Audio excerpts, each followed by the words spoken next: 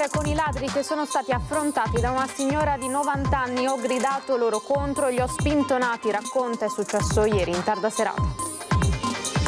Sempre nel cuore della notte a Monastier i ladri si sono introdotti anche in un'azienda con annessa abitazione e rubati oro e gioielli nella camera da letto dove i proprietari dormivano.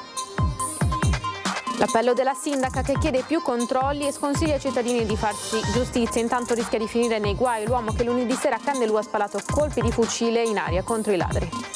Sia il rito abbreviato per il 15enne accusato dell'omicidio di via Castelmenardo, ma solo se l'esito della nuova perizia dimostrerà che a uccidere Favareto sia stata la bottiglia sferrata dal minorenne. È morta dopo 2 giorni di agonia Morena Mazzocca, la cinquantenne di Resana che lunedì a Castelfranco è stata travolta da un'auto mentre camminava a bordo strada.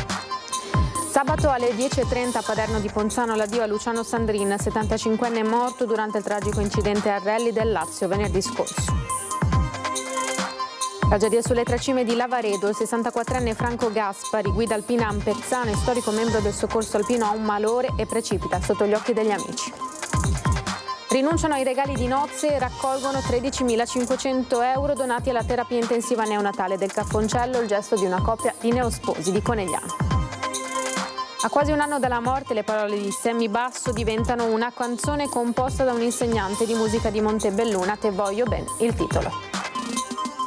Rientrate oggi al lavoro Mocchi, De Gennaro e Sara Farr, le campionesse mondiali dell'Imoco che con la nazionale italiana hanno vinto l'oro a Bangkok battendo in finale la Turchia di coach Santarelli, anche lui tornato in campo. Buonasera, bentrovate e bentrovati, edizione di Treviso dei nostri telegiornali. La cronaca come sempre in primo piano, raccontiamo l'ennesimo raid accaduto ieri in tarda notte a Monastier. Dei ladri sono stati affrontati da una signora di 90 anni, ho gridato loro contro, li ho spintonati. Il suo racconto.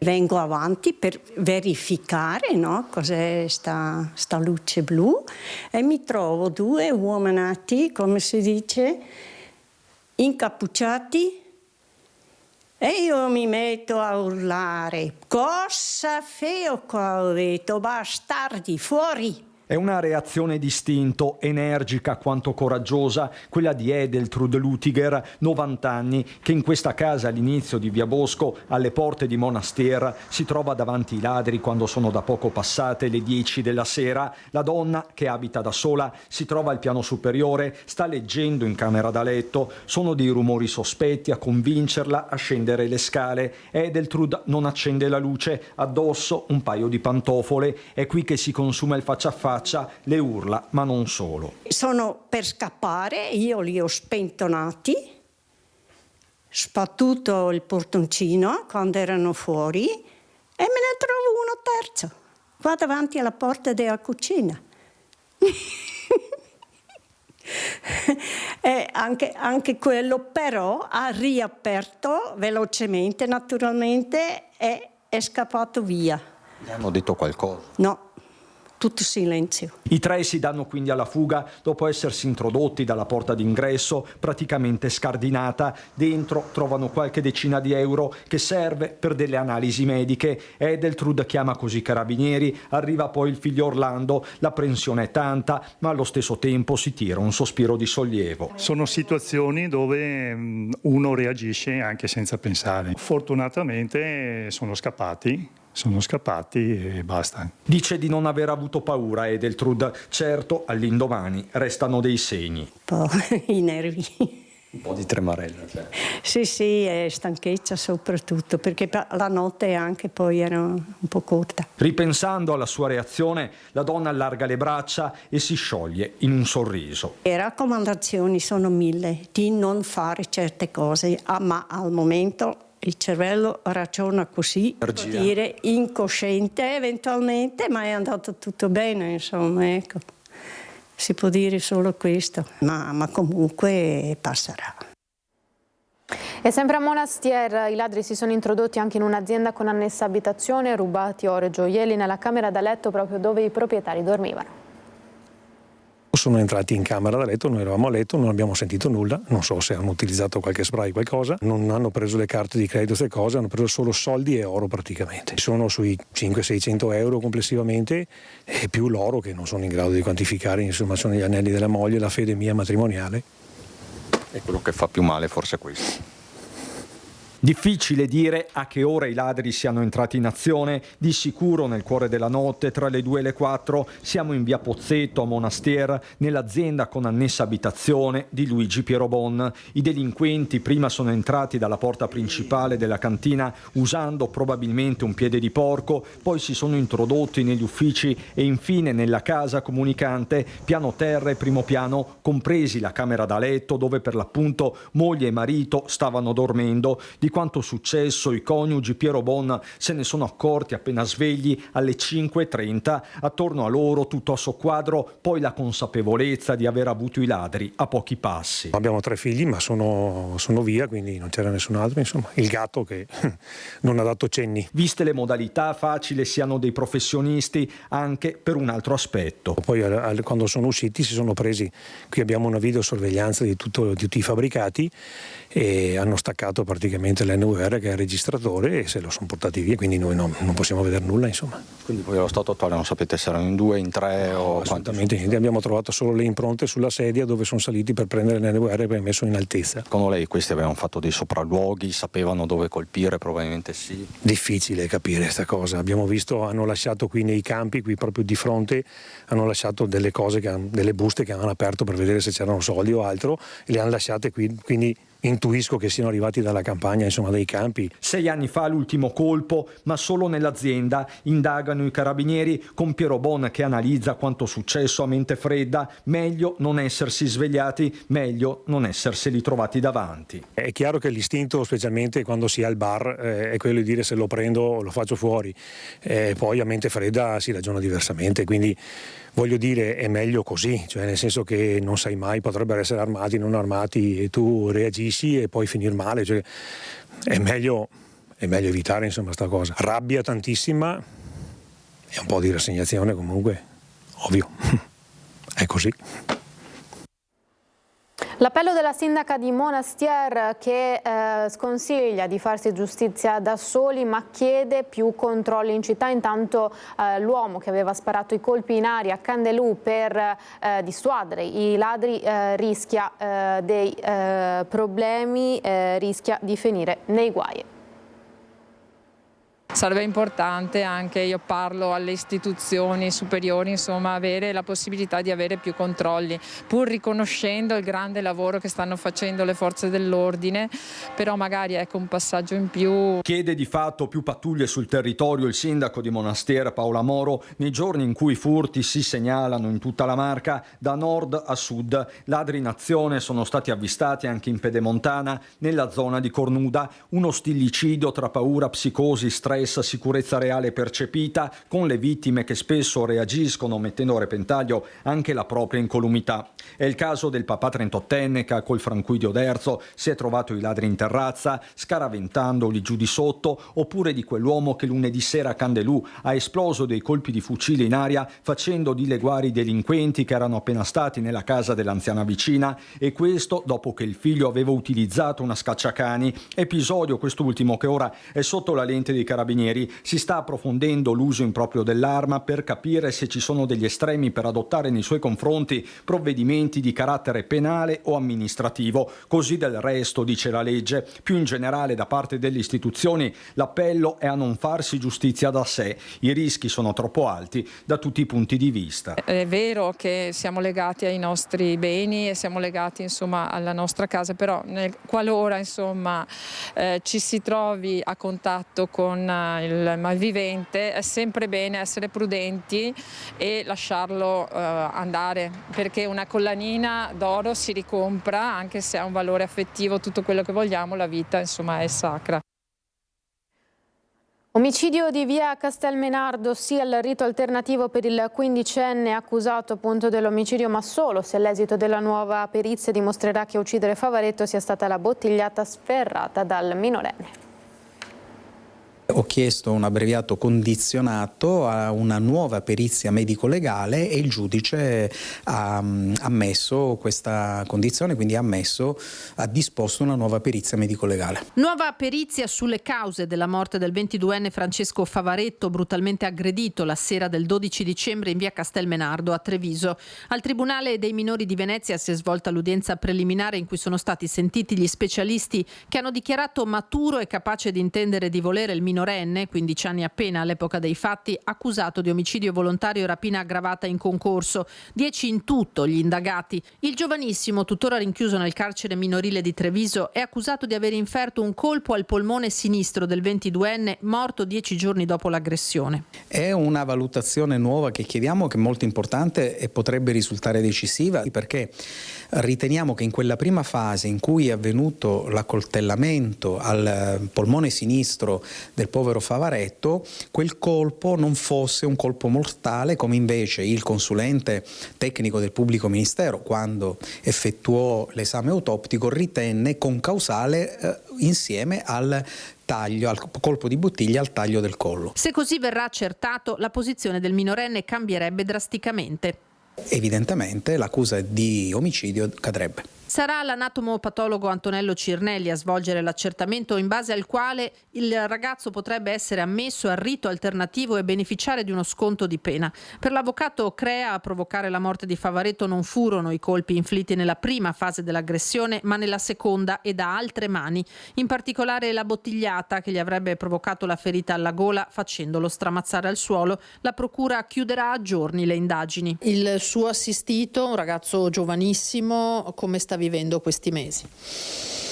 Ma sono mesi non facili, è in custodia cautelare, chiederò prossimamente la remissione in libertà o comunque l'attenuazione della misura cautelare. Riteniamo anche che ci siano delle problematiche di natura psichiatrica dovute soprattutto all'età, quindi tutto questo ovviamente determina una situazione di particolare peso nei confronti del ragazzo, oltre alla consapevolezza di ciò che comunque è avvenuto. Si aspetta dopo 2 giorni di agonia all'ospedale di Castelfranco la 50enne che lunedì è stata investita mentre passeggiava a bordo strada. La 39enne alla guida è ora indagata per omicidio stradale. Non ce l'ha fatta Morena Mazzocca, 50enne di Resana, travolta lunedì da un'auto guidata da una 39enne mentre stava passeggiando lungo via Giotto a Castelfranco. Giorni di agonia in cui le speranze di salvezza sono sempre rimaste appese a un filo.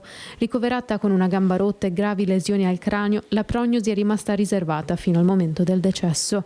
Troppo gravi le conseguenze dell'impatto. La donna stava passeggiando a bordo strada intorno alle 8:20 del mattino dopo aver accompagnato il figlio Christian, 17 anni, a scuola. Solo mezz'ora separava quell'impegno dall'inizio del suo lavoro, un momento che Morena si prendeva per fare un po' di attività fisica consigliata dai medici dopo che l'anno scorso aveva avuto un intervento alla schiena. È una tragedia che colpisce Castelminio, colpisce Resana, colpisce Salvarosa, il paese natale della povera Morena. Abbiamo sperato tutti che si potesse salvare, che arrivasse qualche notizia positiva, purtroppo c'è da fare. Morena lavorava alla cooperativa L'Incontro di Castelfranco Veneto, che la vedeva impegnata come impiegata in uno studio medico. L'ennesima tragedia probabilmente data da chissà cosa, dalla distrazione, dalla fretta. Invece dobbiamo capire che prima viene la vita, poi viene le altre distrazioni che ci possono essere. Quindi le condoglianze alla famiglia, all'usato, al figlio Cristian, al marito Massimo e a tutta la famiglia. La data dei funerali sarà fissata nei prossimi giorni, intanto l'auto della 39enne è stata posta sotto sequestro. La donna è ora indagata per omicidio stradale. Non scordare di essere felice, di divertirti, la vita è breve. Hanno voluto accompagnare la sua foto nell'epigrafe con le parole del pilota di rally Craig Breen, morto nel 2023, i familiari di Luciano Sandrin, 75enne di Ponzano, morto assistendo al rally del Lazio a Cassino, a cui stava partecipando il nipote Tommaso. I funerali saranno celebrati sabato mattina alle 10:30 nella chiesa parrocchiale di Paderno. Venerdì il tragico incidente che gli è costato la vita. Un'auto finita fuori strada ha provocato il crollo di una struttura. Mattoni e tegole lo hanno colpito. Il pilota vicentino Matteo Carlotto è ora indagato per omicidio colposo. Depositata la motivazione della sentenza di condanna del vicequestore Belmonte per prostituzione minorile, nel processo sia il pubblico ministero che la difesa avevano chiesto l'assoluzione, ma il collegio dei giudici ha deciso diversamente. A giugno la condanna ad 1 anno e 4 mesi di reclusione con sospensione condizionale e 2.000 euro di multa per il reato di prostituzione minorile. Giovanni Belmonte, vicequestore di polizia in servizio a Treviso, ma in passato ad Udine, ha scoperto in questi giorni la motivazione con cui il collegio dei giudici, presieduto da Daniele Faleschini Barnaba, ha ignorato la richiesta di assoluzione avanzata sia dal PM che dalla difesa, emettendo una sentenza di condanna. Secondo i giudici, Belmonte, difeso dall'avvocato Stefano Comand, era del tutto consapevole della minore età della sua interlocutrice e i soldi che inviava o i regali che le faceva erano finalizzati ad ottenere prestazioni sessuali. È scritto nella motivazione depositata dal giudice Roberto Pecile, all'Atere nel collegio, insieme a Camilla Del Torre, almeno 10 episodi di prestazioni sessuali con la giovane classe 2003, minorenne all'epoca degli addebiti contestati, uno avvenuto ad Udine nel settembre del 2020, in un'epoca in cui la giovane aveva meno di 18 anni. Nella chat intercorsa tra il Belmonte e la ragazza, scrivono i giudici, sono emersi alcuni messaggi dal contenuto significativo che consentono di desumere che tra le parti vi fossero stati rapporti sessuali in quell'occasione. Sia la parte offesa che Belmonte avevano reso dichiarazioni durante il dibattimento. Alcune contraddizioni emerse in aula rispetto a quelle in fase di indagine preliminare da parte della ragazza, insieme ad altri elementi, hanno convinto i giudici a prendere la decisione di condannare l'imputato, quando ormai sembrava che il procedimento si avviasse verso l'assoluzione. Subito dopo la sentenza, l'avvocato Comand aveva annunciato il ricorso in appello. Voltiamo pagina. 2 neosposini hanno deciso di donare i fondi ricevuti per il loro matrimonio alla terapia neonatale di Treviso, al Cafoncello. Vediamo. Non solo i contributi sono arrivati dagli amici che vivono da sempre la nostra realtà locale, ma anche da amici che provengono da altre regioni d'Italia, da altri amici che provengono da altri paesi europei e anche extraeuropei. Per cui tutti insieme è un filo comune che unisce una sensibilità che non ha confini. La festa di nozze di Marta Modolo e Lorenzo Fattorel si è trasformata in un gesto di straordinaria generosità. Rinunciando ai regali tradizionali, i 2 sposi hanno raccolto 13.500 euro da destinare alla terapia intensiva neonatale del Cafoncello di Treviso. Da molti anni noi facciamo cooperazione con il Madagascar e con altri paesi in via di sviluppo, quindi la nostra scelta di fare un matrimonio un po' più alternativo è partita da questo. Abbiamo scelto come location e come ristorante Casa Vittoria San Polo di Piave, che è una realtà dove sono integrate persone con disabilità, con sindrome di Down, e per finire con una donazione al reparto di terapia intensiva del Cafoncello di Treviso, perché ci sembrava la giusta conclusione per poter aiutare quei bimbi, visto che noi abbiamo un bimbo piccolo, che possono avere necessità. La somma ha permesso di acquistare un lettino da rianimazione, strumento essenziale per assistere i neonati in condizioni critiche direttamente accanto alla mamma, in sala parto o durante un cesareo. La dottoressa Lago, che è la direttrice del reparto, ha sempre fornito pieno supporto e sono servite appunto parecchie settimane per riuscire a concordare insieme, anche da un punto di vista bancario, il trasferimento. E poi si è concretizzato in un modo simbolico ieri, anche grazie alla presenza del direttore Benazzi. Un sì che non resta solo una promessa d'amore, ma diventa futuro e speranza per tanti piccoli pazienti. Ci sono molte persone che hanno bisogno di aiuto, di assistenza, che sia sanitario o di altro tipo, quindi speriamo con questo di poter motivare a delle scelte, a dei contributi che siano eticamente importanti. Ed è passato quasi un anno dalla morte di Sammy Basso e a lui è stata dedicata una canzone scritta con le sue parole. Non ho potuto scegliere la mia malattia, ma ho potuto scegliere come affrontarla. Non potevo camminare, mi hanno messo una zeppa. Non potevo correre, mi hanno messo le ruote per riempire la mia vita. L'ispirazione del brano è venuta al maestro Vania Marconato, che dirige una scuola di musica con una sede anche a Villa Razzolini di Asolo, dove Sammy ha avuto il malore fatale che ha spento la sua vita terrena. Mi ha colpito molto, quella giornata è stata abbastanza dura, anche se io non lo conoscevo di persona, ma ho avuto modo di vedere le sue interviste e gli spettacoli dove era presente, e da lì insomma è nata la mia idea di dedicargli una canzone.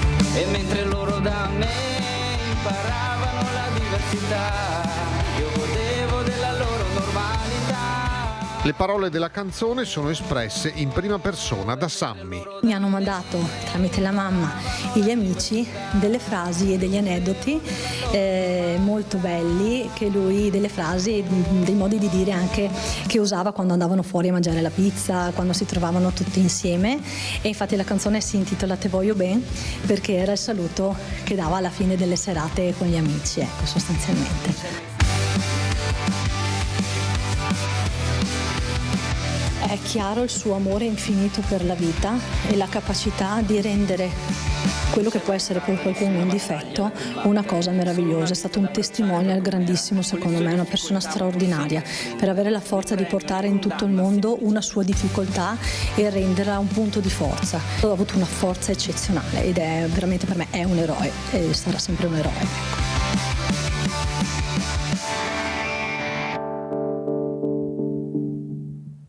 Pubblicità tra poco.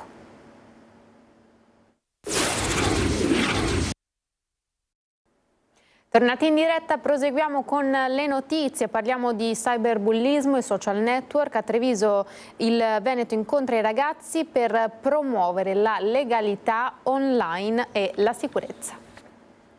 Il tema del bullismo e cyberbullismo è un tema di grande emergenza, perché è un tema che coinvolge i ragazzi già nella fase preadolescenziale, quindi si parla già, insomma, della fine della scuola primaria, e diventa poi esplosivo in questi anni della scuola secondaria di primo grado e anche poi nella scuola secondaria di secondo grado. Il Veneto per la legalità. Al Museo di Santa Caterina un incontro dedicato a un tema delicato e attualissimo: le parole d'odio sui social, il cyberbullismo e la cybersecurity. Ci sono 8 ragazzi su 10 che nell'ultimo anno dichiarano di aver subito un'azione di violenza, un atto di cyberbullismo o comunque un comportamento che li ha messi in difficoltà. Presenti i ragazzi delle terze medie di Roncade e Monastier, coinvolti in una mattinata di sensibilizzazione. Questo è un fenomeno molto diffuso, sul quale noi dobbiamo intervenire innanzitutto rendendoli consapevoli delle azioni che possono essere fatte a loro tutela, quindi segnalare ai genitori, segnalare agli insegnanti. Ricordo che una legge del 2017 sul cyberbullismo introduce proprio una figura del responsabile all'interno delle scuole, un docente che si deve occupare proprio di queste tematiche. Quindi in ogni scuola c'è qualcuno che ha un orecchio sensibile che può aiutare questi ragazzi. È necessario organizzare il più possibile incontri che possano vedere la collettività coinvolta in prima persona. Un impegno che il Veneto porta avanti con costanza per trasformare l'uso del digitale da rischio a opportunità.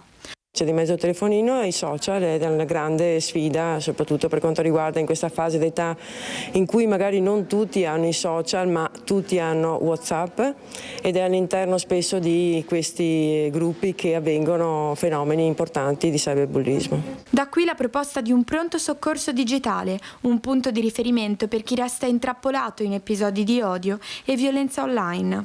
È importante lavorare sull'empatia, fargli capire 2 concetti fondamentali. Uno è l'empatia, la capacità dell'ascolto e di prendersi cura e rispetto di se stessi e degli altri. E il secondo è la pluralità di voci, capire che non c'è un'unica voce o un unico parere da assorbire in modo immediato. Alle Vittorino da Feltri inaugurato il nuovo indirizzo montessoriano. Siamo sempre a Treviso. Inaugurata alla Vittorino da Feltri è la nuova sezione della Scuola dell'Infanzia San Paolo a indirizzo montessoriano, un progetto nato dall'ampliamento del plesso e reso possibile dalla collaborazione tra Comune e Istituto Comprensivo Luigi Coletti. È un sogno che si realizza per noi, che 9 anni fa abbiamo iniziato la collaborazione con l'amministrazione comunale e l'IC 1 Martini per attivare la primaria Montessori, quindi nella statale.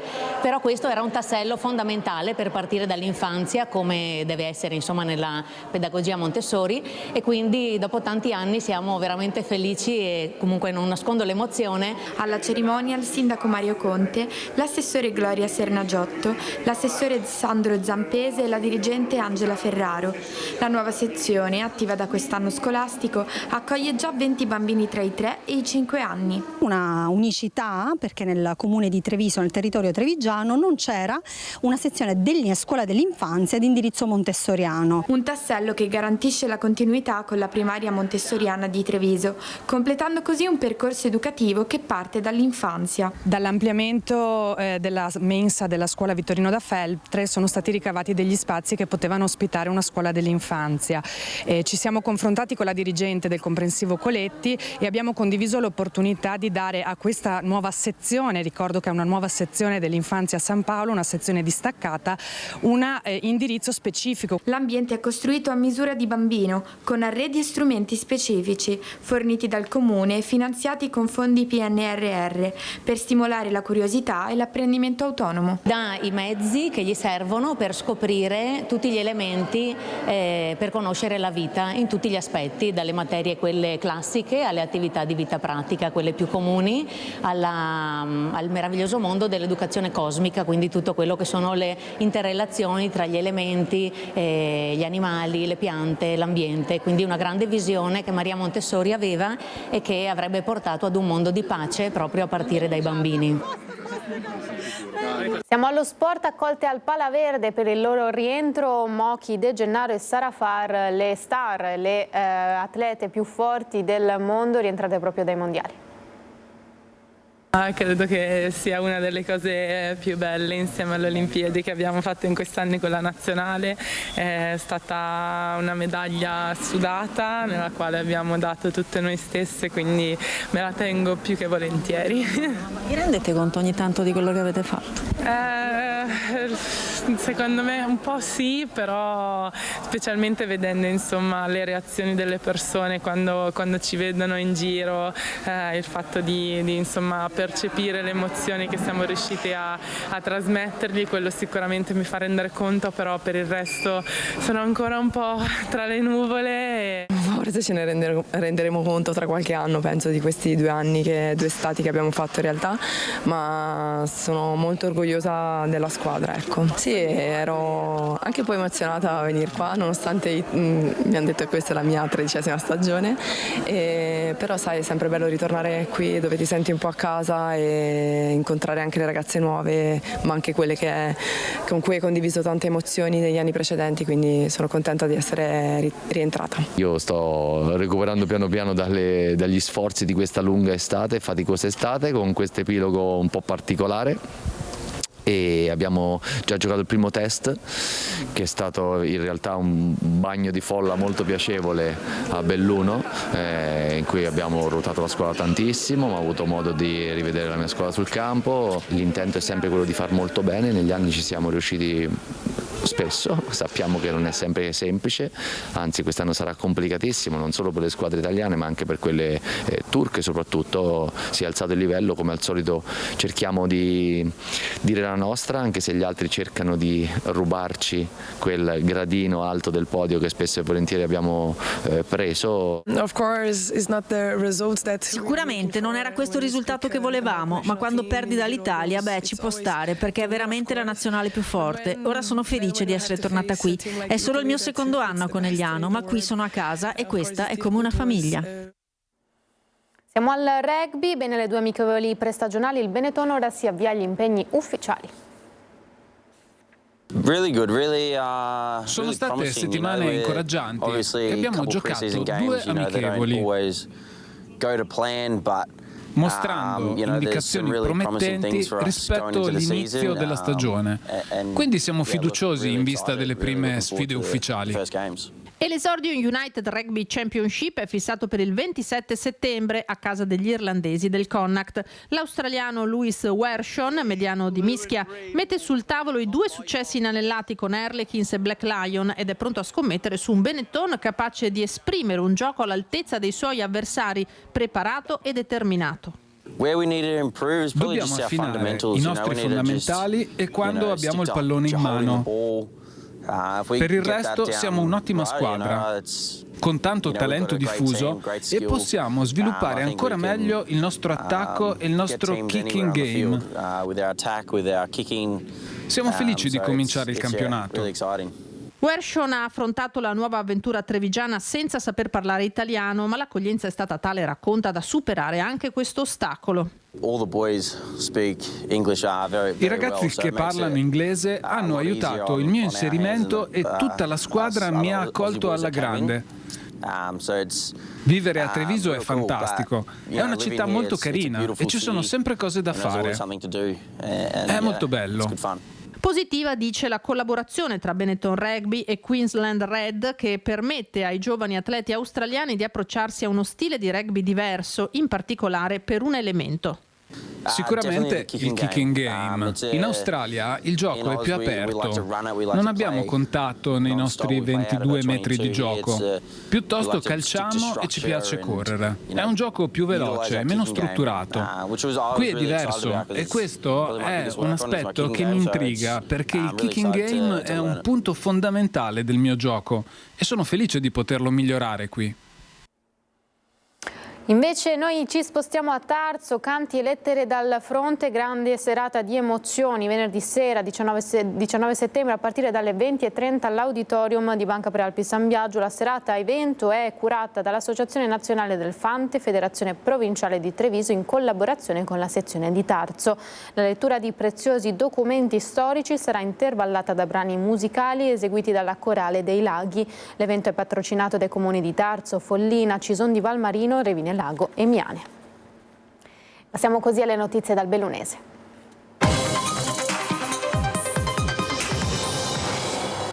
Tragedia sulle tre cime di Lavaredo. Ad Auronzo, guida alpina Ampezzana, storico membro del soccorso alpino, ha un malore e precipita sotto gli occhi degli amici.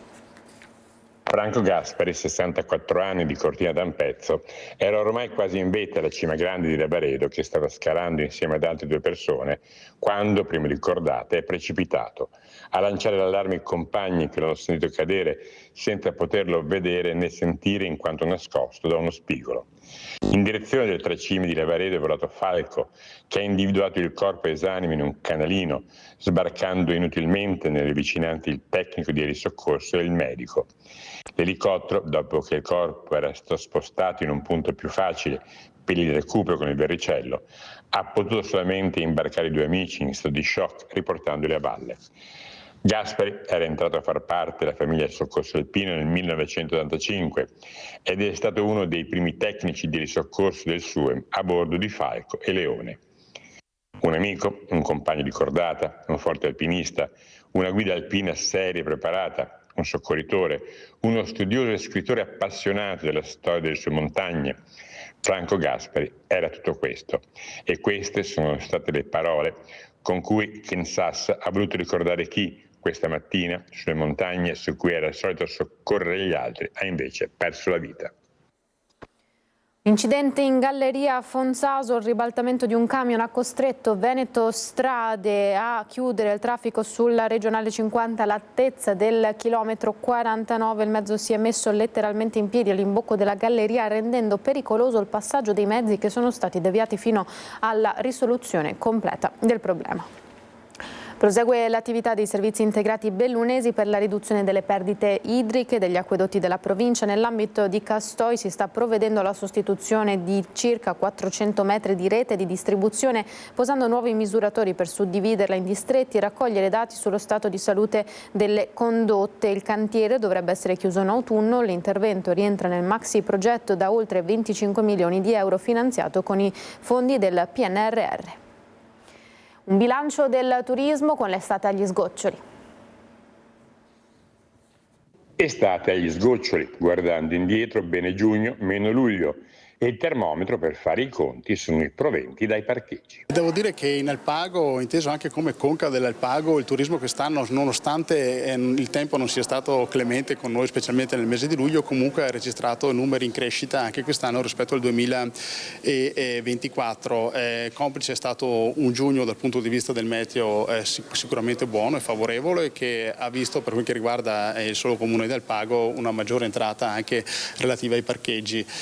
Questa entrata è di fondamentale importanza perché ci consente dopo non solo di mantenere i servizi, specialmente nell'area della spiaggia, di fare dal pago, ma ci permette anche di investire nel settore turistico. Come detto, estate gli sgoccioli e si attendono i dati di settembre per fare un bilancio definitivo che comunque nel complesso si preannuncia assolutamente positivo. Aspettiamo i dati di fine settembre, sappiamo che settembre comunque storicamente si sta rivelando un mese interessante dal punto di vista turistico, ma i numeri complessivamente del Comune di Alpago anche in termini di presenze quest'anno indicano che il territorio sta diventando attrattivo dal punto di vista turistico e che quindi occorre attenzione, perché ovviamente non vogliamo che si creino problemi legati per esempio all'overtourism o a fenomeni di questo tipo che non fanno bene al territorio dal punto di vista turistico, ma vogliamo che questa diventi veramente una leva per poter crescere assieme.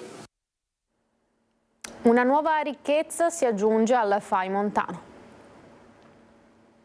Inaugurati dal FAI a Monte Fontana Secca dopo gli opportuni lavori di restauro, lo stallone e la casa del Maigaro di cui ora il FAI, grazie a una donazione, è proprietario. I cambiamenti climatici ci hanno abituato recentemente a drammatici fatti di cronaca, smottamenti, frane colossali, esondazioni di fiumi, soprattutto naturalmente nelle terre alte, in montagna, nelle terre collinari. Perché questo? Anche perché le terre alte sono state abbandonate dall'uomo, non ci sono più i pastori, non ci sono più le mandrie, non ci sono più le greggi. Ed ecco, è per questo che il FAI ha accettato in donazione i 150 ettari del grande pascolo abbandonato di Monte Fontana Secca, sul massiccio del Grappa. Restauro e valorizzazione hanno riguardato gli immobili, ma della donazione fanno parte anche 50 ettari di pascolo tra le cime e teatro della Grande Guerra. La cura del territorio parte dalle terre alte. Chi è che cura il territorio? Le vacche. Il dissesto idrogeologico è una delle grandi battaglie dell'uomo contemporaneo. Il FAI la combatte da questo alpeggio, naturalmente con un intento didattico, quindi il grande stallone che una volta ospitava le vacche, che oggi possono anche stare all'aperto, sarà un grande ricovero didattico. Si potrà dormire, si potrà mangiare, si dovrà studiare, capire come si fa a tutelare il territorio, partendo dall'alto. Natura, paesaggio, ma forte anche il richiamo alla storia. Dobbiamo però anche ricordare che i pascoli di Monte Fontana Secca sono sacri alla patria. Essi infatti, che sono costellati di trincee della Prima Guerra Mondiale, sono un enorme cimitero dove migliaia e migliaia di giovani italiani e austriaci, mossi dai rispettivi ideali, persero la vita durante la Prima Guerra Mondiale. E si chiude così il telegiornale di Treviso. Grazie per averci seguito. Previsioni del tempo dopo la sigla. A tutti l'augurio di una buona serata. Arrivederci.